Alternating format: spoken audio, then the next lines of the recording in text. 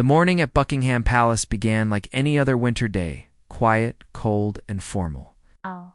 The sun had barely risen, and the frost still clung to the edges of the palace gardens. Royal Guard Sergeant William Harcourt stood at his post, his polished boots firm on the ground, his eyes forward, every part of his body trained to stand perfectly still. He had been serving the royal family for over 2 decades. His reputation was one of discipline, loyalty, and dignity. But on this particular morning, something felt unusual. The corridors inside the palace buzzed with quiet movement. Footmen passed by quickly, avoiding eye contact. A few of the palace maids whispered to each other in the corner, their expressions tense. William noticed, but as a guard, it was not his place to question the mood inside the royal walls. His job was simple: protect, observe, and follow orders. At exactly 9 o'clock, a young palace aide approached him. The aide looked nervous, clutching a small envelope. "Sergeant Harcourt," he said softly, "Her Majesty Queen Camilla requests your presence in her private chambers immediately." William was surprised. In all his years of service, he had never been personally summoned by Queen Camilla. Usually, such messages came through senior officers, not directly to him. Still, he nodded and followed the aide through the grand marble corridors. Past portraits of monarchs who had ruled centuries before, when they arrived at the Queen's private sitting room, the aide stepped aside. A footman opened the door, and William walked in. Queen Camilla was seated at a small writing desk near the window, her posture upright, her face calm but unreadable. The light from outside fell across her features, making her expression even harder to read. "Sergeant Harcourt," she said in a steady voice, "please, sit down." William hesitated. Royal guards rarely sat in the presence of the Queen, but the tone in her voice left no room for debate. He sat on the edge of the chair, waiting for her to speak again.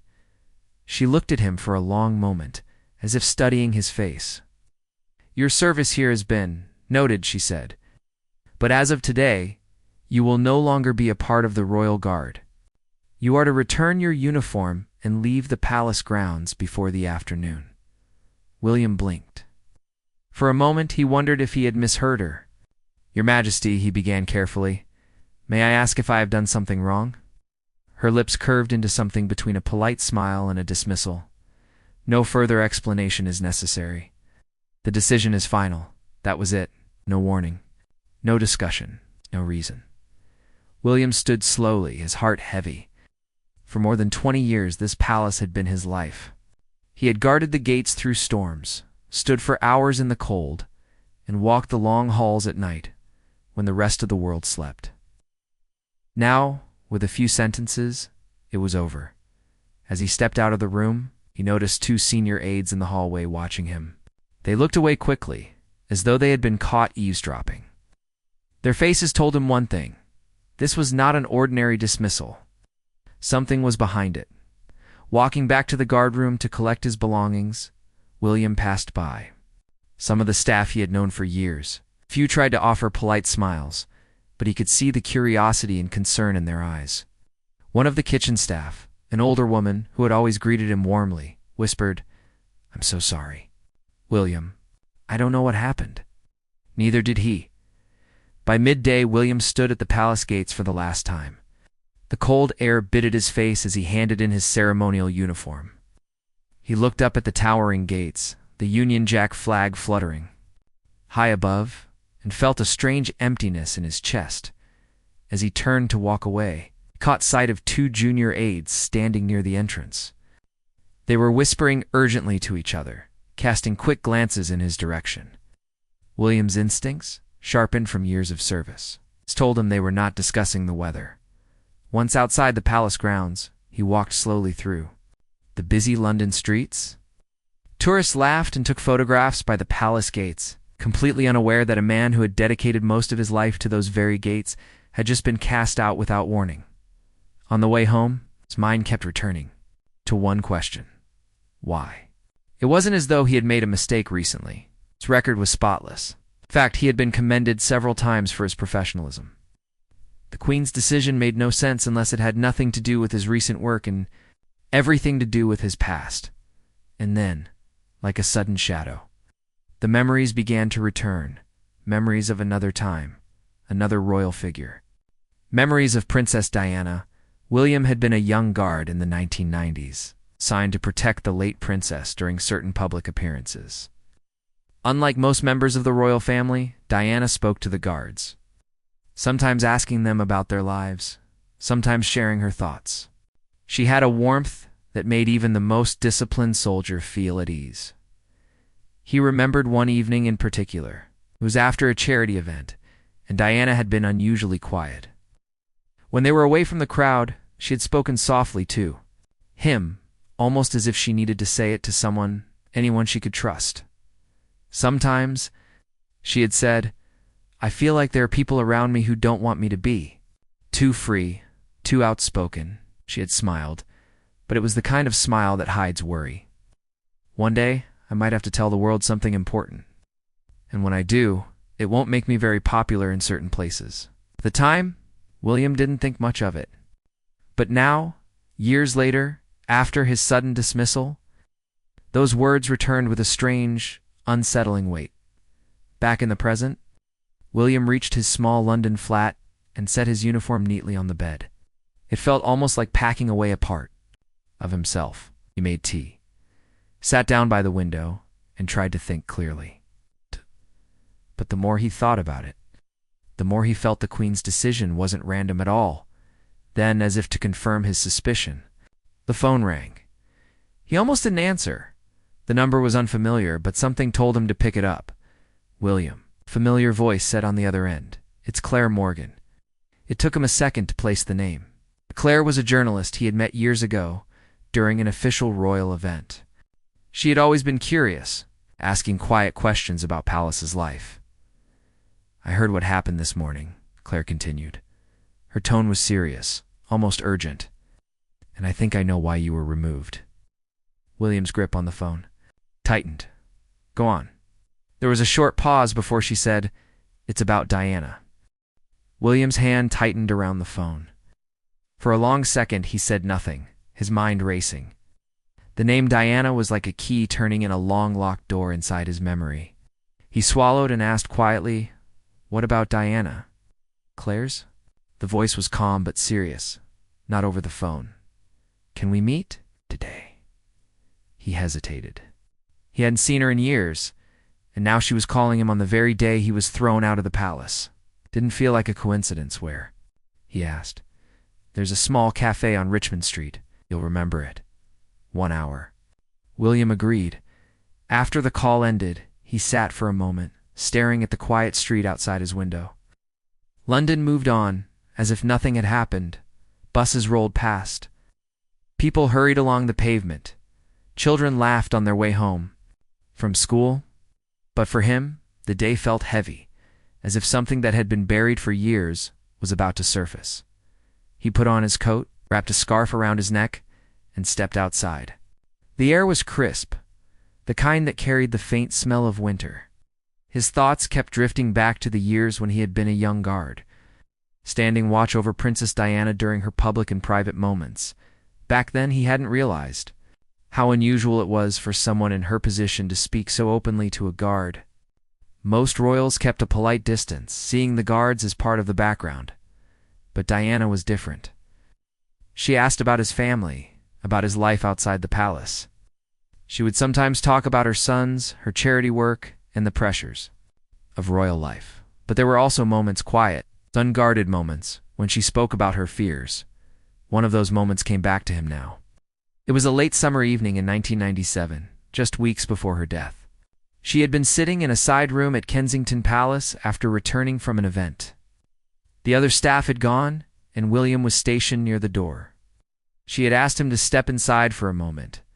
"I know you can't talk about what I say," she began, her voice low, "but I think I need to tell someone, just in case something happens." He remembered how she looked that night, tired, but determined.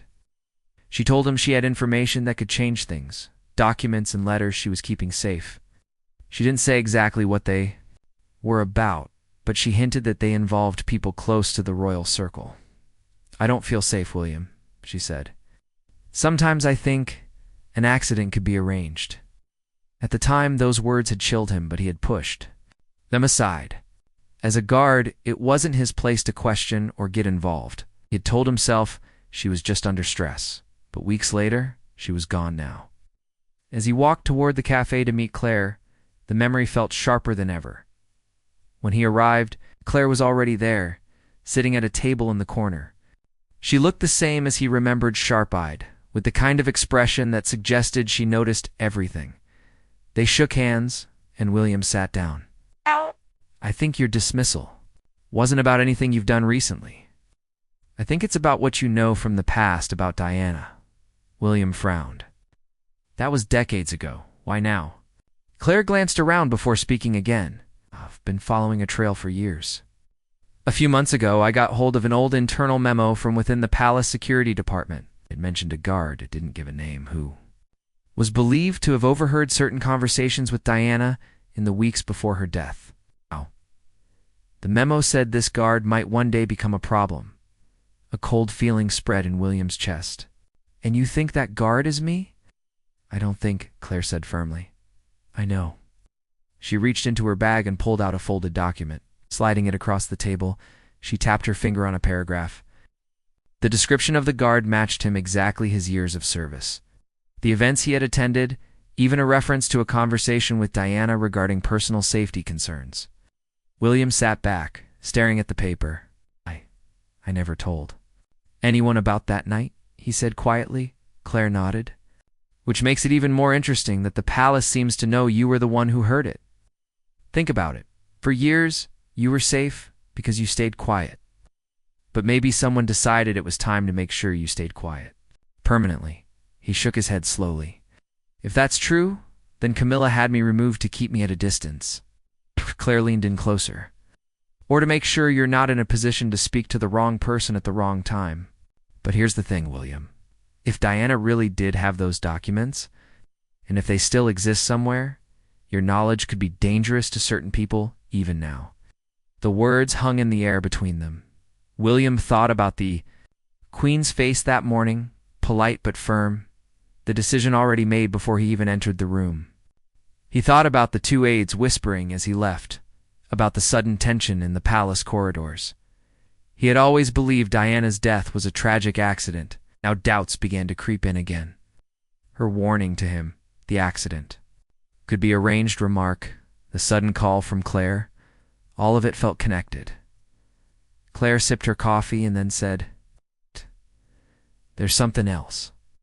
I've been contacted by someone claiming to have seen one of Diana's letters. It apparently mentions a trusted guard who she confided in about her fears. If that letter surfaces, your name could come out, and that's when the pressure, or worse, will really start." William looked out the window, watching the cars pass by. The city seemed so ordinary, yet he now felt as if he were sitting in the middle of a storm he hadn't asked to be part of. "What do you want from me, Claire?" he asked finally. "I want the truth," she said simply.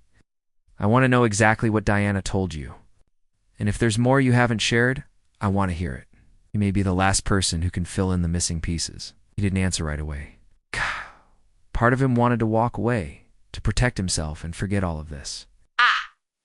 But another part, the part that had respected Diana for her kindness and courage, felt a responsibility. If she had trusted him enough to speak those words all those years ago, maybe he owed it to her to make sure they weren't lost. The cafe door opened, and a cold draft swept in. William glanced at it instinctively, an old habit from his years, as a guard, and saw a man in a dark coat glance in their direction before sitting at a table near the window. Something about the way the man kept looking at them made William uneasy. He lowered his voice. "I think we should be careful about where we talk." Claire followed his gaze and nodded. "Agreed. This isn't just history, William. Someone is still watching." As they left the cafe together, William felt the weight of the day pressing down on him. That morning, he had lost his job.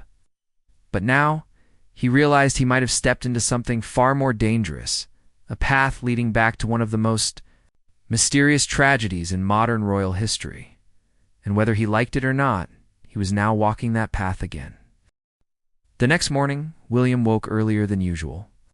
The events of the previous day played over in his mind like scenes from a film he couldn't switch off. The Queen's sudden dismissal of him, Claire's urgent meeting, the strange man in the cafe, it all kept looping in his thoughts. He made himself a cup of tea and sat by the window, staring at the quiet street. Normally, he would be preparing for his shift at the palace by now. Instead, he felt like a man who had been pulled out of one life and dropped into another. His mind kept returning to a single point in time. The day before Princess Diana's death. It had been late August 1997, and London had been unusually warm. William had been off duty that day, but he received a call from a fellow guard asking if he could fill in for a short shift at Kensington Palace. He agreed. When he arrived, the palace was calm. Diana was preparing for a trip to Paris. She greeted him briefly, smiling as she always did. But there was something else in her eyes that day, a kind of restless energy. At one point, she passed through the corridor where William was stationed. She stopped, glanced around to make sure no one else was near, and said quietly, "William, I might call you tonight. It's important." He nodded, unsure what she meant. He had learned not to ask too many questions if she wanted to speak. She would. That night, around 9:30, the phone rang in the guard room. It was Diana. Her voice was soft but urgent. "I don't have long," she said. "I just wanted you to know that I've decided. I'm going to share what I have soon." "Do you mean?" William asked. "I've kept certain things to myself for too long," she replied. "People need to know, but I have to be careful." "Very careful." She hesitated, then added, "If anything happens to me, remember that it won't be by chance." Line went quiet after that. She hung up. William had stood there for a moment, holding the phone, trying to make sense of her words. He told himself it was probably stress from the media pressure she was under. Still, the seriousness in her tone stayed with him. And then, the next morning, news broke from Paris. Diana's car had crashed in the Ponte la Lama tunnel. By the time William heard, she was already gone. Sitting now in his small flat decades. Later, he could still remember the shock of that day. Could still hear the disbelief in the voices of the guards. The grief in the palace corridors, and the stunned silence that hung over the entire country. Claire's words from yesterday echoed in his mind, "You may be the last person who can fill in the missing pieces." By late morning, Claire called again. "We need to talk," she said. "I've found something that changes things." They met in a quiet park away from the city center. Claire had a small brown envelope with her. She handed it to William. Inside was a photocopy of a letter. Written in Diana's handwriting, the letter was addressed to a close friend and dated only a few months before her death. In it, Diana wrote about her fears that someone was planning an accident with her car. She didn't name anyone directly, but she mentioned that she had spoken to a trusted palace guard about it. William's stomach tightened as he read. "This is it," he murmured. "This is why they want me out." Claire nodded. "If this letter goes public and people connect you as the trusted guard, the palace will have a problem, because then you'll be asked questions. Questions they don't want answered." William looked up. "But why wait all these years to remove me? Why now?" Claire leaned against the park bench, because information like this doesn't stay hidden forever. The more time passes, the more likely something will leak. Maybe they think you're ready to talk. Maybe they think someone like me has already been asking you questions. Or maybe there's something happening behind palace doors now that they don't want connected to Diana's case. William sighed. "And now I'm out in the open." Sat in silence for a moment, watching the autumn leaves fall around them. Then William said slowly, "I kept my silence all these years because I thought it was the safest thing for everyone. And because I had no proof, but if Diana's own letter says she told me something, then maybe it's time I stopped staying silent." Claire's eyes lit up. "Then tell me everything you remember. Not just what she said, but the days before, the people she met, anything unusual you noticed." So he began. He told her about the sudden changes in Diana's schedule that summer, how certain people seemed to be avoiding her, and how she had once mentioned feeling followed when she was out in London. He recalled a specific incident when she returned from a trip looking unsettled, saying that things were moving faster than I thought. Claire listened intently, jotting down notes. "This isn't just about the accident," she said. This is about whatever she was planning to reveal. If you can help piece that together, we might finally understand why she was silenced if she was." William looked around the park again, uneasy. He couldn't shake the feeling that someone was watching them. Sure enough, near the park gate, a man in a gray overcoat appeared to be lingering without purpose. William's instincts told him it wasn't random. Claire noticed too. "We should wrap this up," she said. "This conversation isn't safe here." They parted ways, agreeing to meet again in 2 days. Claire would try to track down the original letter, not just the copy. And William would dig through his old belongings. He had kept a small box of mementos from his early years in service. Maybe something inside would connect to what Diana had hinted at. That evening, back in his flat, William opened the box. Most of it was harmless photographs, old duty rosters, a few palace invitations. But at the very bottom, folded inside an envelope, was a note written in hurried handwriting. It wasn't signed, but he recognized the style immediately. It was Diana's. The note was short, only a few lines. "If I can't speak, remember what I told you about Paris. It won't be an accident. Tell the truth if you can." William sat there, holding the paper, feeling the weight of it. After all these years, the note still carried her voice in his mind. Now, the pieces were coming together. Claire's letter, his memories, and this note. It all painted a picture that was impossible to ignore. And he realized something else. The people who didn't want this truth to come out must also know he still had this, and that meant he was running out of time. William didn't sleep much that night. The note from Diana sat on his kitchen table, as if silently reminding him that time was moving quickly. Every time he closed his eyes, he could hear her voice again, calm but urgent. "It won't be an accident. Tell the truth if you can." He got up before dawn, made himself tea, and sat at the table, staring at the paper. For over 20 years he had kept it hidden, telling himself it was safer that way. Now it felt like the very thing that had kept him safe might also be the reason he had been pushed out of the palace. By mid-morning, Claire called. Her tone was brisk, but beneath it William could hear the tension. "I think we need to meet." Sooner than planned, something's happened.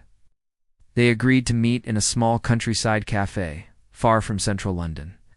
William chose to take the train instead of driving. He didn't want to be followed. Still, when he stepped off the platform, he had this strange sensation that eyes were on him. Claire was already seated in the corner when he arrived. She slid a newspaper across the table. "Read this," she said. The headline wasn't directly about Diana, but about a renewed interest in past royal events following a leaked document to the press. The article didn't name William, but it mentioned a long-serving guard who had been dismissed under unusual circumstances. "They're getting closer," Claire said. "This leak means someone knows you're connected. They might not know exactly what you have yet, but they're trying to find out." William glanced around the cafe, lowering his voice. "If they figure out I still have her note, it won't be good. That's why we need to decide what to do," Claire said firmly. "We either keep this between us, which means you're always looking over your shoulder, or you go public and let the world know before anyone can stop you." William leaned back in his chair. "It's not that simple. If I go public, they'll say I'm lying. They'll try to destroy my name. And there's the risk that some people won't want me to live long enough to tell the whole story."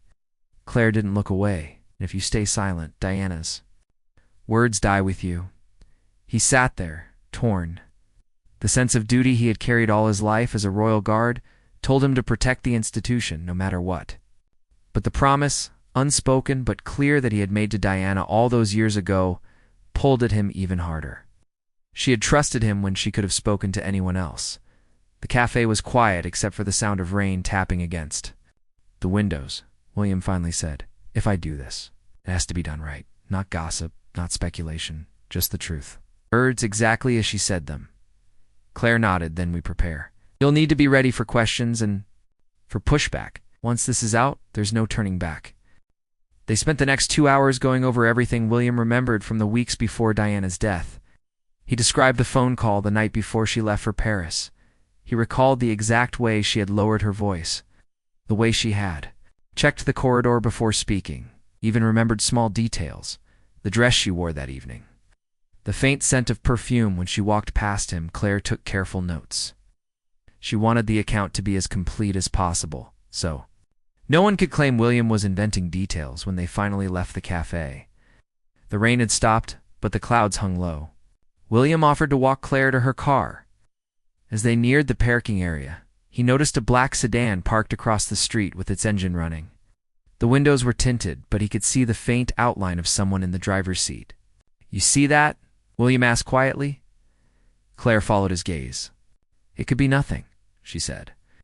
Though her tone suggested she didn't believe it, they parted ways quickly, agreeing to meet again the following evening in a different location. William decided to take the long way home using back streets, and doubling back twice to make sure he wasn't being followed. That night, he sat in his flat with all the curtains drawn. The note from Diana was still on the table. He placed it in a small waterproof folder, then slid it into the lining of his jacket. If anything happened, he didn't want it left unprotected in his home. The next day, Claire called with news. She had spoken to a trusted television producer, someone she believed would handle the story with care. The producer was willing to meet William in person and hear everything before deciding whether to air it. William felt a knot form in his stomach. This was the moment the choice became real. Once he spoke to a journalist on record, the palace would know immediately. He spent the rest of the day thinking about Diana's sons, William and Harry. He wondered how they would feel if the story came out. Would they be grateful? Angry? Would it hurt them more to have the past dragged into the light? But then he thought about Diana herself, the way she had looked at him that summer evening in 1997. She hadn't been frightened for herself alone. She had been frightened for what would happen if her truth was buried. That night, William walked to a quiet riverside path near his flat. The city lights reflected on the water, and the cool air cleared his head. He thought about the oath he had taken as a guard to protect the royal family with loyalty and honor. Maybe, he realized, honor didn't always mean silence. Sometimes it meant protecting the truth, even if it was inconvenient to powerful people. The next morning, he called Claire. "Tell your producer I'll do it," he said. "But I want it recorded in full, without edits, so her words can't be twisted," Claire agreed. The meeting was set for 2 nights later in a secure studio location. For the rest of the day, William felt both relieved and tense. Relieved that he had made a decision, tense because he knew the next step would change his life forever. That evening, as he locked up his flat, he noticed an envelope on his doormat. No stamp, no address, just his name written in block letters. Inside was a single sheet of paper with 6 words. "Don't make a mistake you regret." There was no signature. William stared at it for a long moment. The message was clear. Someone knew what he was about to do, but instead of fear, something else rose in him, resolve. He tucked the warning into his pocket, picked up his jacket with Diana's note still hidden in the lining, and thought, it's too late to stop now. The night before the interview, William could barely sleep. His thoughts raced in every direction. He thought about the years he had kept silent, the trust Princess Diana had placed in him, and the risk he was now taking, the note she had left. The phone calls, the warnings, everything felt like a heavy weight pressing down on him. But beneath it all was a quiet determination. He had made a promise, and he intended to keep it. The next morning, the studio was calm but filled with a low hum of preparation. Cameras, lights, and microphones were set up carefully. Claire was there, her presence steady and reassuring. The producer greeted William warmly and told him they would give him time to speak without interruptions. They wanted the story told, truthfully and respectfully. William sat in the chair, his hands resting on his knees. As the cameras began rolling, he took a deep breath and began to speak. He told the story from the beginning, his years as a royal guard, the trust Diana had shown in him, and the moments she had shared her fears. I spoke of the night she called, him, the words she whispered, and the note she left behind. His voice was steady, but at times soft, filled with emotion. He described the letter Claire had shown him. It's written by Diana herself, warning of danger and the possibility that her death might not be an accident. He shared the small details he remembered, the way Diana looked, her quiet moments of worry, and the mysterious changes in her schedule before she left for Paris. William spoke not to blame, but to tell the truth as he knew it. He wanted the world to understand that Diana had been frightened, that she had hoped to share something important, and that her story deserved to be heard.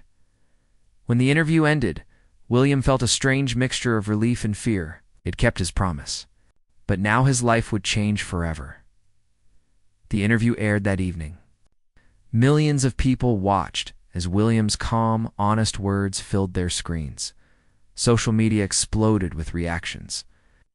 Many were shocked and saddened. Others expressed anger and demanded a new investigation. News outlets worldwide picked up the story, discussing the possibility that Diana's death might have been more than a tragic accident. Palace officials remained silent for hours, then released a brief statement calling William's claims unfounded and misleading. Queen Camilla did not speak publicly about the matter, but the public response was overwhelming. Supporters of Diana praised William's courage, while skeptics questioned the timing and motives. The debate stirred emotions across the nation. William returned home late that night, feeling the weight of what he had done. Letters and messages of support arrived, but so did threats and warnings. He knew some powerful people were unhappy. Still, he felt at peace. For the first time in decades, he had honored the woman who had trusted him. He had brought her story into the light. In the days that followed, more details emerged. Other former palace staff came forward with stories, and journalists dug deeper into old records. The investigation into Diana's death was reopened. Questions were asked that had long been avoided. William became a symbol of bravery to many, a man who stood up for truth despite the risks. As time passed, he rarely looked back at the palace gates he once guarded. Instead, he focused on helping others speak out, sharing his message that sometimes protecting a family means protecting the truth. He often thought of Diana, hoping she would finally find peace, knowing that her story had not been forgotten.